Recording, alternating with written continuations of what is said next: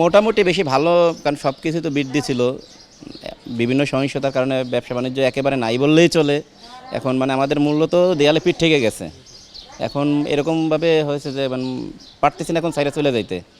যদি ব্যবসা বাণিজ্য নাই থাকতো, এখানে কোনো প্রতিষ্ঠান না থাকতো, তাহলে হয়তো চলে যেতাম অনেক আগেই, গ্রামমুখী হওয়ার এরকম চিন্তা ভাবনা এখন নিয়েছে যে হয়তো বা আগামী বছর যদি এরকম চলে তাহলে আমি চলে যাবো ঢাকা ছাইরা।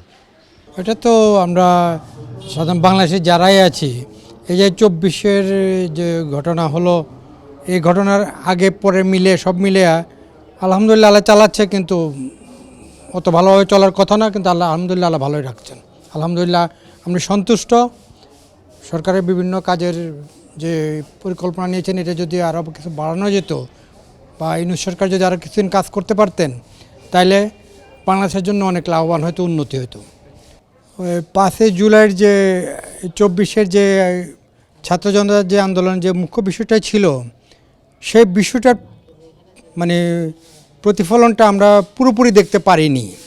কিছু হয়তো দেখেছি, কিন্তু পুরোপুরি যদি দেখতে পেতাম হয়তো আমরা সব জায়গায় ভালো ফলাফল পেতাম। আর আমাদের রিসোর্স তো তেমন নাই বাংলাদেশের। আমাদের কাজ করে খেতে হয়। ঢাকা শহরের উপরে চাপ বাড়ে, কারণ ওখানে কর্মসংস্থান নাই, যার জন্য ঢাকা শহরমুখী সবাই হয়ে যায়। এখানে আসলে অনেক লোক, চাপ বাড়ে, ডিমান্ড বাড়ে, ভাড়া বাড়ে, সব জিনিসের দ্রব্যমূল্যের বাড়ে। একই সারা ওয়ার্ল্ডে আপনি যান টোকিওতে দেখেন 3 ফিট বা 4 ফিট বা 7 ফিট একটা কেবিন তারা ভাড়া দেন, বক্স কেবিন ভাড়া দেন। থাকার জায়গার এত অপ্রতুলতা। তো এইরকমই হয়ে যাবে কদিন পর ঢাকা শহরে, যদি আপনি ঢাকার বাইরে বিভিন্ন শিল্প কারখানা বা ব্যবসায়িক যদি আপনি ইয়ে না করেন।